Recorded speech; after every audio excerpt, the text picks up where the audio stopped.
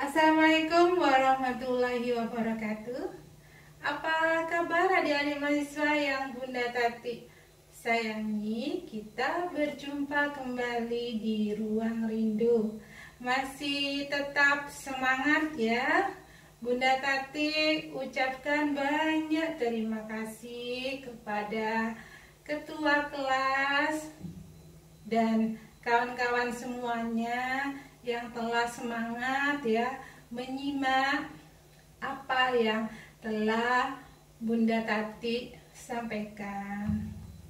Pun juga Bunda Tati berterima kasih kepada orang tua wali dari mahasiswa istimewa atau sahabat tuli yang telah bersedia mendampingi putra dan putrinya. Semangat selalu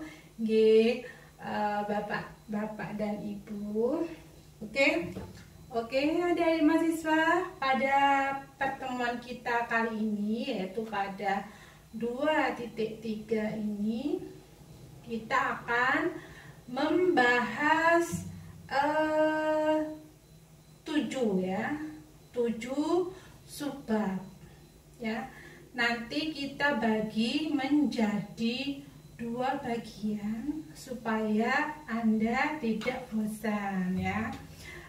Pada 2.3a ini kita akan membahas konsep bimbingan konseling, pengertian konseling dan tujuan bimbingan konseling serta prinsip-prinsip bimbingan konseling. Kemudian pada 2.3b kita akan membahas tentang sejarah konseling, strata konselor dan aspek-aspek yang perlu ya dipahami dalam pelaksanaan bimbingan konseling. Oke. Kita langsung pada subbab yang pertama yaitu pengertian konseling.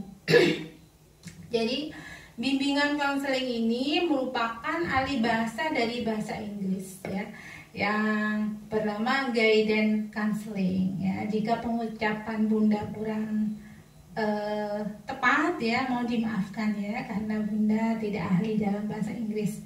Ini percaya diri saja. Jadi secara etimologi konseling ini berasal dari bahasa Latin yaitu consilin. Artinya itu menerima atau memahami. Jadi yang perlu ditekankan di sini adalah sebuah penerimaan dan pemahaman ya. Jadi bukan hanya anak berkebutuhan khusus yang ingin diterima, yang ingin dipahami. Kita pun sebagai akademisi dan Anda sebagai calon guru juga calon konselor dalam pendidikan ya, calon ilmuwan ya, Anda juga butuh dipahami dan butuh diterima ya. Karena seseorang yang sudah merasa diterima dan dipahami, maka dia akan bisa bertumbuh dan berkembang dengan potensi yang dimilikinya. Jadi secara harfiah yaitu guidance ini akar kata dari guide ya. Guide itu artinya adalah mengarahkan, to direct ya. Terutama pada anak-anak berkebutuhan khusus ya, juga pada kita pada masa remaja ya. Kemungkinan kalau Bunda pada masa remaja itu masih dalam keadaan labil ya. Keadaan labil, tidak paham kemana arah jalan masa depan yang akan dituju ya. Contoh kali ini adalah dalam pendidikan ya. Dulu Bunda ini merupakan anak berkebutuhan khusus, yaitu anak yang slow learn ya. Anak yang slow learn itu lambat belajar ya. Nah, lambat belajar ini ternyata bukan dari IQ Bunda ternyata karena dari tekanan-tekanan yang Bunda dapat ya dari lingkungan ya. Maksudnya bukan lingkungan keluarga. Kalau dari lingkungan keluarga Bunda ini Bunda seorang ABRI ya, militer, jadi keras pendidikannya, ibu itu lembut ya, kakak-kakak semuanya sayang sama bunda. Hanya saja ya, kalau tentara zaman dulu itu kan gajinya sedikit ya, sedangkan bapak bunda itu punya anak 10 dan bunda anak ke-9 ya. Jadi otomatis gaji yang didapatkan itu hanya sedikit. Katakanlah tentara pada zaman itu rata-rata hidup di bawah garis kemiskinan gitu ya. Tidak seperti tentara saat ini. Nah, cara pola asuh dari orang tua bunda, yaitu ibu ya, berlawanan dengan bapak. Yang bapak itu keras, disiplin karena militer, sedangkan ibu tuh terlalu lembut. Kemudian terlalu memprotek, yang melindungi. Kemudian ibu bunda itu memberikan wejangan yang sudah masuk ke alam bawah sadar. Kamu diapa-apakan orang, diam saja. Diapa-apakan, diam saja, tidak bisa membalas kan ada Allah. Nah, seperti itu. Nah, jadi ketika bunda di luar lingkungan rumah, yaitu di sekolah ya, ternyata bunda ini bertemu dengan teman-teman ya, dengan yang tentunya ini membawa karakter tersendiri dari keluarganya ya. Jadi waktu kecil itu bunda sering mendapat tindakan pembulian ya, tindakan bullying. Jadi bunda sering mendapatkan tekanan dari guru juga sebenarnya ya, karena bunda termasuk anak slow learn ya, lambat belajar. Sebenarnya tidak bodoh, tidak ada anak satupun yang bodoh di dunia ini ya. Hanya saja anak itu perlu diarahkan ya. Nah, dan kebetulan bunda pada waktu kecil itu sudah memiliki riwayat jantung lemah gitu ya. Jadi katanya ibunya bunda ini, bunda sudah mau meninggal gitu ya. Alhamdulillah sekarang ini mau usia 50, Allah masih memberikan jatah kehidupan ya. Jadi hampir meninggal bunda dulu waktu kecil itu. Nah, bunda ini selalu mendapat pembulian ya, baik kata-kata sarkasme ataupun tindakan yang kriminal gitu ya. Katakanlah bunda ucap kriminal, tapi bunda tidak pernah melawan ya, gitu. Nah, dan hal ini ternyata berdampak pada perkembangan intelektual bunda ya. Jadi pada waktu itu bunda mendapatkan guru matematika yang mengharuskan semua anak itu bisa matematika ya. Padahal seorang anak itu tidak harus ahli dalam matematika. Dan alhamdulillah bunda memiliki satu orang guru namanya Bu Karse ya. Bu Karse itu begitu baik orangnya ya. Jadi guru bahasa Indonesia. Nah, pada saat itulah bunda Tati ingin menjadi guru. Nah, singkat cerita, karena bunda selalu mendapat tekanan-tekanan dan tidak bisa mengungkapkan ya, jadilah bunda seorang pribadi yang penakut ya, takut melangkah dan merasa tidak berdaya, tidak merasa pandai dan tidak merasa memiliki apa-apa ya, tidak merasa memiliki potensi apa-apa ya. Nah, pada saat itu bunda hanya ngikut ya, ngikut aja. Jadi selama di sekolah dasar itu bunda sering kali ya, hampir tiap hari itu dapat dibully. Kalau sekarang istilahnya dibully ya, perundungan gitu ya. Juga di SMP juga mengalami perundungan. Jadi bunda kan sambil jualan tela gitu ya di SMP, juga dirundung sampai dijambak. Hasil jual tela itu diambil sama teman gitu ya. Tapi bunda tidak pernah melawan. Nah, jadi pada masa tumbuh kanak-kanak hingga remaja ini adalah tekanan terus. Dan ternyata hal ini berdampak pada jiwa bunda sakit ya. Jiwa bunda merasa sakit dan bunda merasa tidak berdaya. Dan itu kalau tidak diselesaikan ya, ada disintegrasi di dalam jiwa bunda, maka mental bunda tidak akan sehat, ya. Gitu. Ternyata masa kecil itu adalah masa yang sangat menentukan bagaimana kita ke depannya. Nah, setelah SMP itu bunda jadi remaja putus sekolah, ya. Remaja putus sekolah karena orang tua bunda itu tidak bisa membiayai. Kalau misalnya bunda sekolah di swasta, maka bunda putus sekolah, ya, putus sekolah. Nah di situ bunda jadi pembantu, ya, jadi pembantu dan mendapat ini tekanan dari jeragan, ya, seperti itu. Jadi banyak sekali kisah-kisah pilu. Nah ternyata di situ kan bunda termasuk anak berkebutuhan khusus, ya, termasuk anak slolen, ya, anak lambat belajar, ya. Begitu juga dengan anak-anak berkebutuhan khusus lainnya. Tentunya mereka juga mengalami perundungan-perundungan, ya, disintegrasi di jiwanya, sakit di jiwanya itu pasti ada. Dan itu harus diselesaikan. Dan ini adalah tugas kita, tugas Anda sebagai konselor, sebagai orang tua. Itu harus tuntas. Kalau tidak tuntas, ya, kalau masalah-masalah psikologi ini tidak tuntas, maka akan terbawa sampai akhir hayat, ya, sampai tua, gitu, ya. Itu jiwanya nanti tidak sehat, oke, ya. Nah, sebagai remaja putus sekolah, seharusnya bunda, ya, bunda sebagai salah satu contoh anak berkebutuhan khusus harus ada yang mengarahkan, ya, kemana sih arahnya kamu setelah 1 tahun ini putus sekolah, gitu, ya. Jadi akhirnya singkat cerita, bunda mengikuti jejak langkah kakak bunda yang insinyur itu sekolah di SMT Pertanian. Nah setelah lulus di SMT Pertanian, bunda bekerja di Pulau Batam di pabrik. Jadi nggak nyambung, ya. Sekolah pertanian kerjanya di pabrik, ya.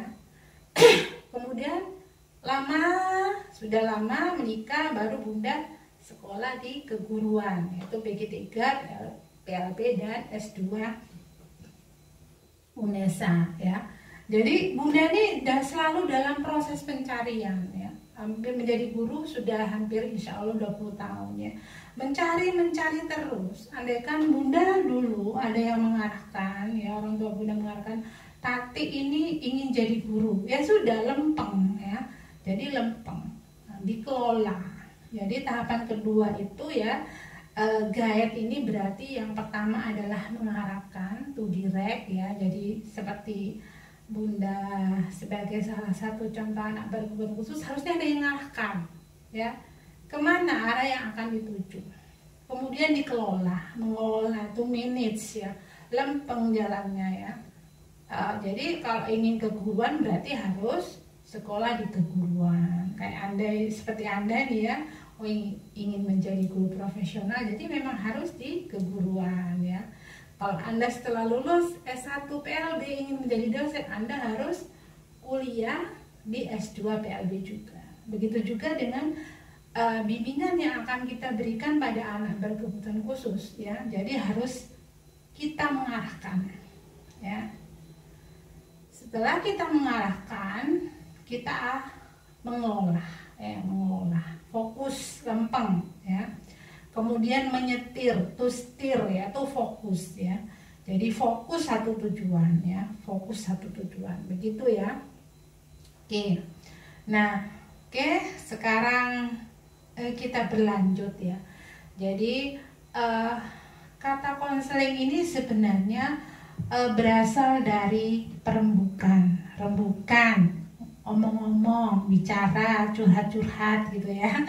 Pemberian nasihat. Kemudian penyuluhan, ya, penyuluhan dan penerangan, ya. Tetapi istilah penyuluhan ini biasanya digunakan misalnya ketika bunda lulus dari pertanian, bunda jadi seorang penyuluh pertanian, ya, di pedesaan tuh, ya. Itu memberikan penyuluhan, memberikan obor, suluh, ya.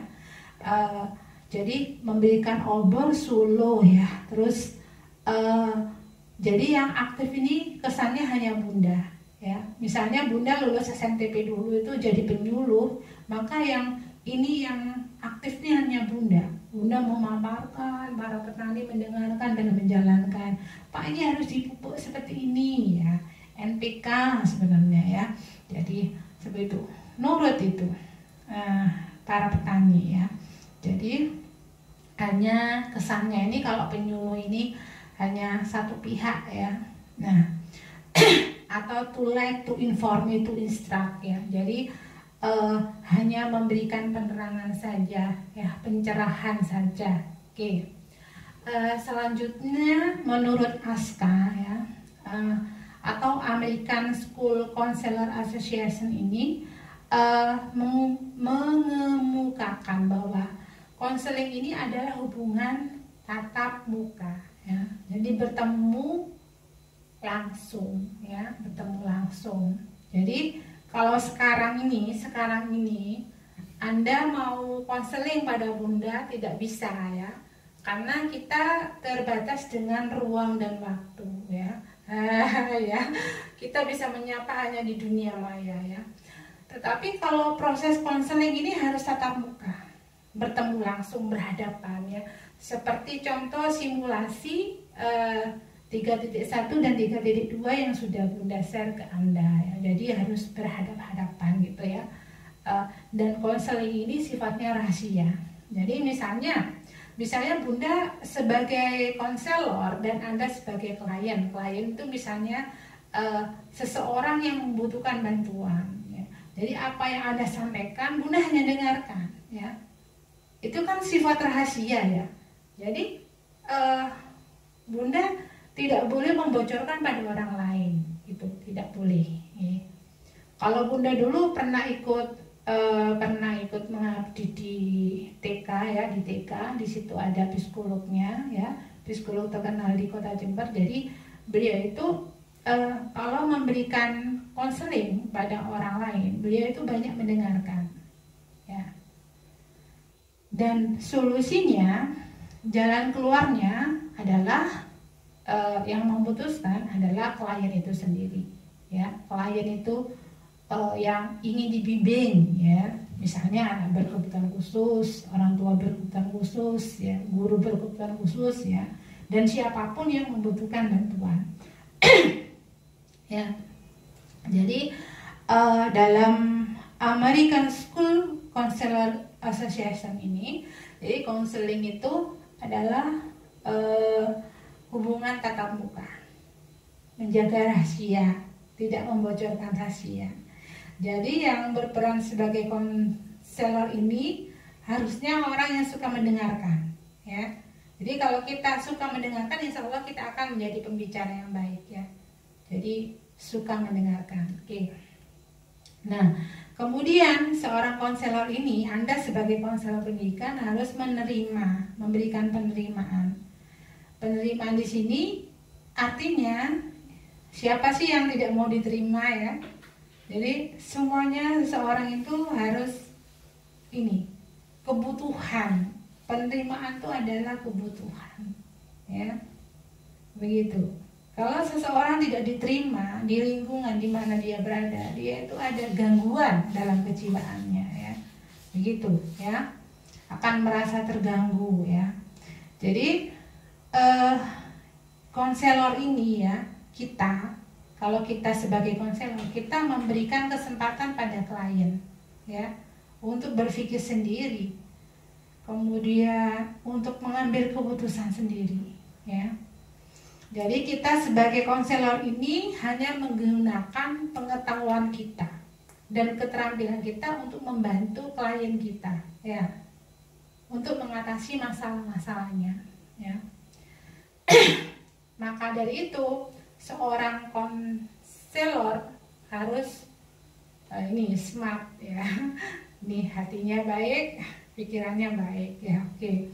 Jadi hubungan konselor dengan klien ini sifatnya hubungan interpersonal ya. Wawancara tatap muka antara konselor dan klien ini ada hubungan yang saling tarik menarik, bersinergi, nyambung gitu ya. Kalau anda sebagai ini kliennya Bunda, Bunda ini tidak memposisikan diri Bunda sebagai seorang dosen, tapi Bunda memposisikan Bunda sebagai Anda, ya, sebagai mahasiswa. Oke. Jadi hubungan kita ini harus intim, ya. Kalau Anda tidak menyukai Bunda, maka apapun yang Bunda sampaikan itu hilang ya.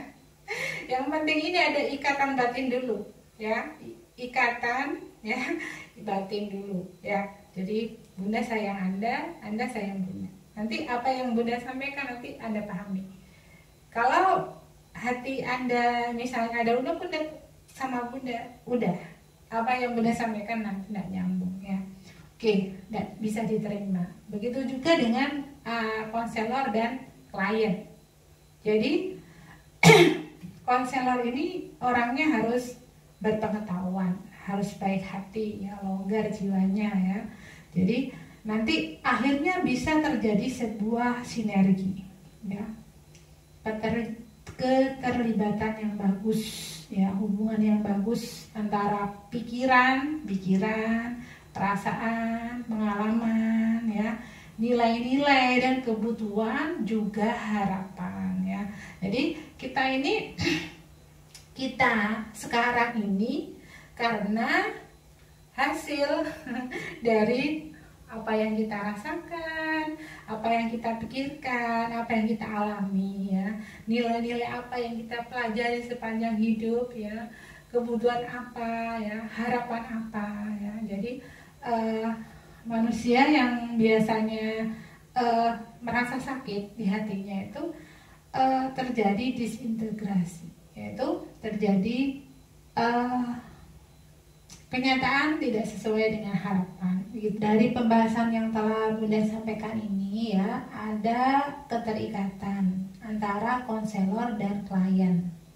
Keterikatan itu hubungan, ya, yang melibatkan unsur dari kepribadian, yaitu pikiran, perasaan, ya. Jadi biasanya ini perasaan dulu, apa yang kita rasakan, ya, ini nyambung ke pikiran, kemudian nyambung ke tingkah laku, ya, kemudian nyambung ke nilai-nilai, juga kebutuhan dan harapan, ya. Jadi keefektifan dari konseling ini ditentukan oleh kualitas, ya, kualitas hubungan antara konselor dan klien, ya, antara Anda dan klien. Klien di sini adalah yang Anda bimbing, ya. Jadi tergantung dari kemampuan seorang konselor untuk menetapkan teknik konseling, ya. Teknik konseling yang digunakan ini biasanya berkorelasi dengan kualitas pribadinya, ya. Selanjutnya istilah guidance, ya, tulisannya gaden, ya, ini mempunyai hubungan dengan gunding, ya. Jadi berarti showing way, ya. Showing way ini menunjukkan jalan, ya. Jadi Anda hanya menunjukkan jalan kemana harusnya jalan itu ditempuh, ya. Nanti terserah pada klien, dia akan menambah jalan itu atau tidak, ya. Kemudian leading, memimpin, ya, memimpin seperti pramuka pada ketuanya di depan, ya, beri contoh. Kemudian according itu nuntun, ya, ya. Kemudian giving advice, yaitu memberikan nasihat. Kita hanya memberikan nasihat, ya, kepada klien kita. Nanti klien kita mau menerima nasihat kita, melaksanakan nasihat kita atau tidak, sudah kita serahkan, ya, pada kliennya, ya. Jadi menurut Crow and Crow, ya, bimbingan atau bantuan yang diberikan seseorang, ya, baik pria atau wanita, ya. Jadi konselor di sini boleh pria, boleh wanita, itu harus memiliki pribadi yang baik, ya. Jadi yang bimbing klien, yang bimbing anak berkebutuhan khusus itu harus baik dulu pribadinya, ya. Kalau tidak baik itu bukan konselor namanya, ya. Nanti dipengaruhi yang hal-hal yang tidak baik, itu bukan konselor. Jadi konselor itu adalah orang yang baik dulu ya, baik budinya ya, baik perasaannya, baik juga ini apa tutur katanya, juga baik pikirannya. Kemudian berimbas pada tingkah lakunya ya, nilai-nilai hidup dan lain sebagainya. Nah, kemudian selain konselor ini adalah seorang yang pribadinya baik, dan juga yang penting itu konselor memiliki pendidikan yang memadai ya, pendidikannya memadai ya. Kalau anak SD bimbing anak TK misalnya, apa dia dinamakan konselor? Belum ya, karena dari segi usia, pengalaman ya, pengetahuan, pendidikan juga belum memadai. Oh, tapi dia kan menuntun ya, beda ya, beda. Oke. Jadi di sini adalah konselor itu diulang kembali oleh Bunda, memiliki pribadi yang baik ya, memiliki pribadi yang baik, kemudian pendidikannya memadai ya, kemudian bisa menolong klien atau individu itu untuk mengemudikan kegiatan-kegiatan yang akan dilaksanakan sehari-hari ya. Jadi kita berikan kesempatan kepada klien itu untuk mengembangkan yang namanya itu arah dan pandangannya sendiri, nilai-nilainya sendiri ya. Jadi pilihannya sendiri ya. Karena yang memikul beban hidup adalah diri klien sendiri, bukan kita. Jadi kalau seorang psikolog itu ya, oh kok tiap hari mendengarkan ini apa curhatan klien. Jadi setelah klien pulang ya sudah, tidak difikirkan, mikir, nggak bisa tidur nanti ya. Jadi hanya mengarahkan dan sudah dilepaskan gitu aja ya. Kemudian agar individu ini mencapai pemahaman atau pengarahan diri yang dibutuhkan untuk dia bisa berkembang secara optimal di sekolah, di keluarga, dan di masyarakat, maka perlu adanya bimbingan yang baik ya, dari ketentuan seorang konselor yang telah Bunda jelaskan. Nah, sekarang kita berlanjut pada tujuan bimbingan konseling ya. Jadi semua apa yang kita laksanakan ini adalah bertujuan ya, tentunya tujuannya bagus ya. Jadi apa tujuan kita sebagai konselor dalam pendidikan untuk memberikan konseling pada anak berkebutuhan khusus misalnya, yaitu agar anak berkebutuhan khusus atau individu yang kita bimbing ini dapat merencanakan kegiatannya untuk menyelesaikan studi ya. Seperti Bunda ya, seperti Bunda slow learn dulu itu anak berkebutuhan khusus ya, lambat belajar. Nah, terkadang merasa lelah ya, merasa kurang beruntung dan merasa tidak bisa. Nah, keyakinan merasa tidak bisa ini merupakan suatu belenggu ya, suatu belenggu yang harus dibuka ya. Dan untuk anak-anak remaja dan untuk anak berkebutuhan khusus ini kan tidak bisa, belum ya. Kalau tidak ada yang mengarahkan, tidak ada yang bimbing kan tidak mampu ya. Jadi biasanya anak-anak, terutama pada anak-anak remaja yang masih labil ini, jangankan anak-anak remaja atau anak berkebutuhan khusus, kita saja kadang kita belenggu jiwa kita merasa tidak bisa, merasa sulit, merasa putus asa, merasa miskin dan lain sebagainya. Itu adalah penjara batin yang harus dibuka. Bagaimana kita mau bisa berjalan, berlari, bahkan melompat kalau tangan kita gembok sendiri, kaki kita gembok sendiri, apalagi pikiran yang kita gembok ya. Jadi tujuan bimbingan konseling di sini membuka gembok, membuka gembok penjara batin ya klien kita ya. Jadi kita menerima mereka, memahami mereka ya, dan mengarahkan mereka untuk memahami, menerima penerimaan diri pada diri sendiri, ya, gitu. Kemudian selanjutnya adalah mengembangkan seluruh potensi dan kekuatan yang dimiliki seoptimal mungkin. Kita yakin bahwa sudah Bunda sampaikan, siapapun yang terhadirkan di dunia ini memiliki potensi sukses, ya, karena semua kita termasuk anak berkebutuhan khusus merupakan instrumennya Allah untuk membawa kemakmuran di muka bumi ini dengan pilihan hidupnya masing-masing.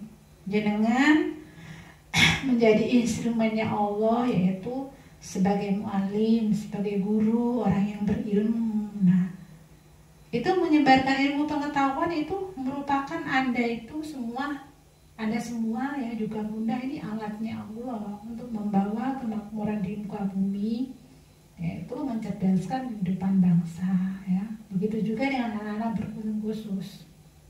Jadi Bunda agak ini dadanya. Jadi potensi, ya, semuanya ini memiliki potensi dan kekuatan, ya. Jadi harus benar-benar diarahkan, ya, ini. Ini tidak semua orang memiliki penerimaan diri, tidak meyakini bahwa dirinya ini memiliki kelebihan, ya, memiliki kelebihan. Jadi yang dipikirkan itu hanyalah kekurangannya. Padahal dengan kekurangan yang Allah tentukan untuk siapapun, itu ada sebuah rahasia, ya, sebuah petunjuk bagi Allah. Kenapa ditakdirkan seperti itu? Karena Allah menginginkan kita, ya, sebagai alat, ya, untuk memberikan inspirasi pada orang lain. Seperti itulah, ya. Kemudian setelah kita memberikan bimbingan konseling pada anak berkebutuhan khusus, tujuan selanjutnya adalah ini, supaya anak berkebutuhan khusus itu bisa menyesuaikan diri, ya. Jadi bisa menyesuaikan diri, kemudian bisa mengatasi hambatan-hambatan, terutama di lingkungan pendidikan, di sekolah, ya. Jadi harus struggle, ya, seperti Bunda dulu masa kecil, masa remaja, ya Allah, gitu ya, gitu ya. Jadi harus benar-benar ini, apa, keluar dari belenggu tersebut, ya. Kalau tidak, kalau Bunda tidak bisa keluar dari ini, apa, jeritan masa lalu, maka Bunda tidak menjadi seorang yang bahagia, ya. Dan alhamdulillah, ya, Bunda bisa sehat sampai sekarang ini karena doa dari Anda juga, ya. Terima kasih, ya. Nah, kemudian nanti kalau anak-anak berkebutuhan khusus itu sudah bisa menyesuaikan diri dengan lingkungannya, ya, dengan lingkungan dia di sekolahnya, lingkungan di keluarga, juga di masyarakat, ya. Akhirnya ketika anak-anak berkebutuhan khusus itu lulus, ya, dia itu bisa berdaya guna, ya, berdaya guna, bisa bekerja, bisa mencukupi kebutuhannya, bisa berkeluarga, ya, seperti itu, ya. Karena pada kenyataannya, terutama pada anak-anak yang berkebutuhan khusus tunagrahita, ya, jadi mereka itu sekolah sampai belasan tahun, ternyata ketika sudah mendapatkan ijazah itu tidak bisa digunakan bagi mereka untuk melamar sebuah pekerjaan, ya, karena seperti kantor-kantor, seperti perusahaan-perusahaan, itu mereka itu biasanya menerima pegawai yang memiliki IQ bagus, ya, standarnya itu seperti standar dari perusahaan tersebut, ya. Jadi tugas kita sebagai guru, kita bisa memberikan bimbingan pada anak-anak berkebutuhan khusus, ya. Jadi dia harus bisa mengatasi hambatan yang akan mereka hadapi di lingkungan sekolah, juga lingkungan keluarga, juga lingkungan masyarakat, ya. Jadi pada intinya adalah tujuan bimbingan konseling yang kita lakukan pada anak berkebutuhan khusus ini, yaitu agar anak berkebutuhan khusus ini bisa mencapai perkembangan, ya, bisa mencapai perkembangan yang sesuai dengan potensi, ya. Ingat ya, semua anak berkebutuhan khusus itu memiliki potensi hebat untuk sukses, ya. Kemudian juga intinya nantinya setelah mendapatkan bimbingan, anak berkebutuhan khusus ini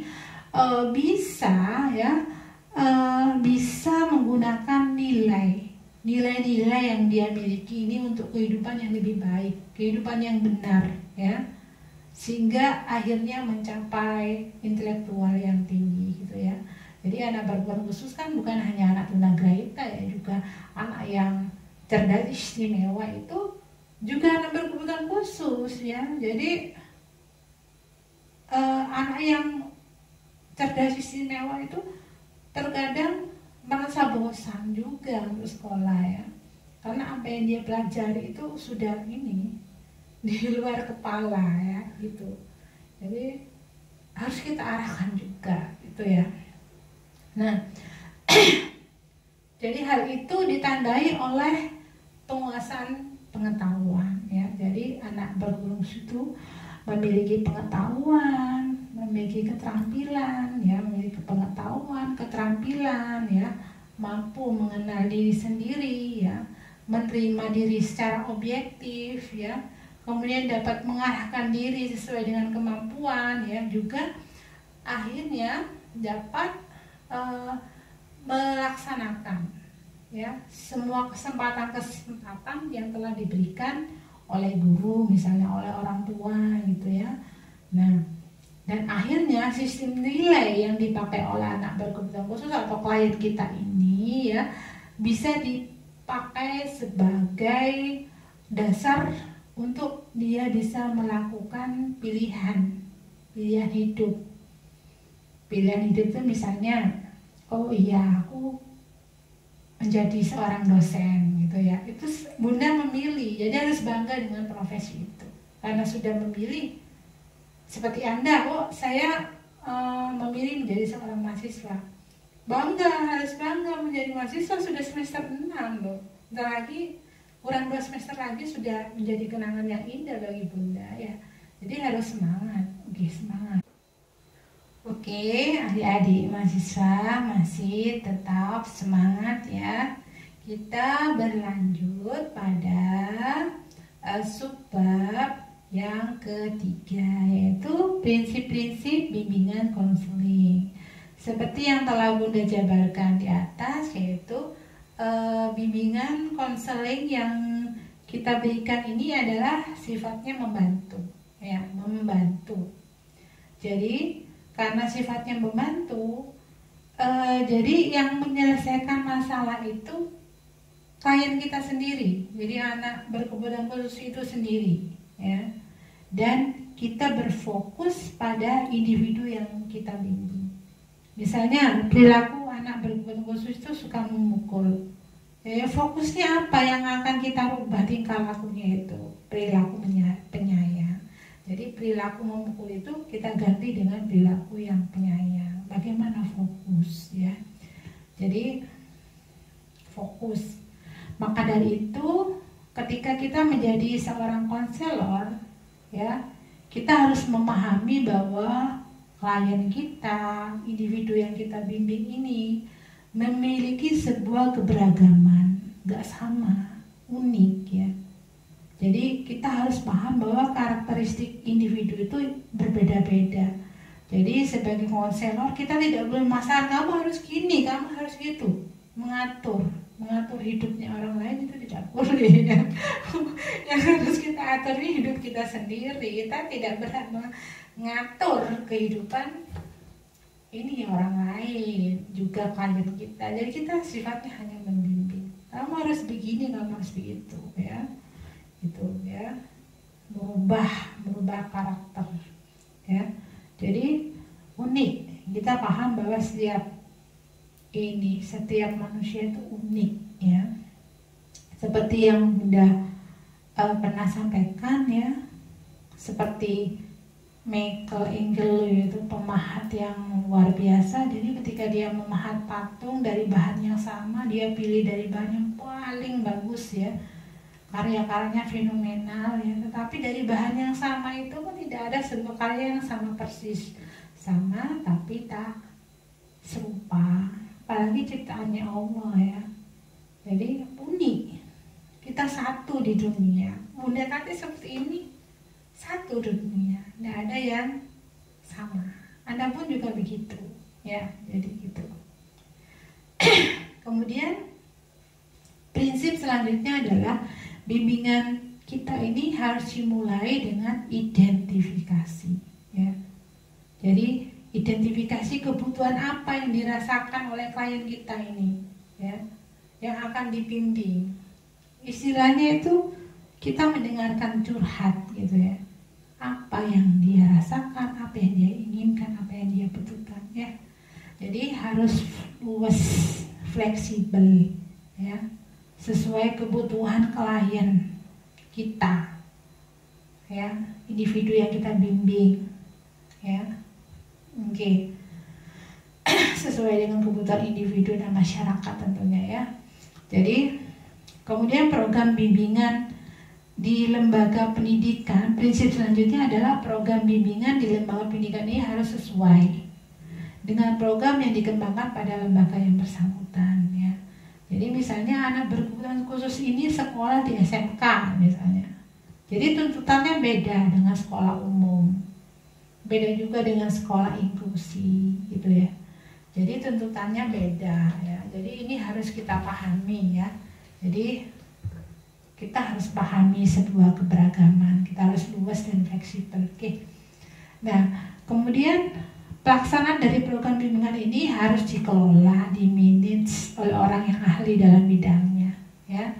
Jadi seharusnya di setiap sekolah itu ada konselor, ada guru BP, tentunya lulusan dari sarjana pendidikan bimbingan konseling gitu ya, bukan dari pendidikan taman kanak-kanak atau pendidikan matematika ya. Jadi semua orang itu ahli di bidangnya, jadi serahkan pada ahlinya ya. Kemudian pada akhirnya dari apa yang sudah Bunda jabarkan di atas itu pada akhirnya harus kita adakan evaluasi ya. Seberapa jauh, seberapa efektif, seberapa mengena ya, apa yang sudah kita berikan, apa yang sudah kita bimbingkan pada anak berkebutuhan khusus. Oke. Nah, adik-adik, demikian saja dari Bunda ya pada video 2.3a ini, dan kita akan berlanjut pada 2.3b. Oke. Wassalamualaikum warahmatullahi wabarakatuh.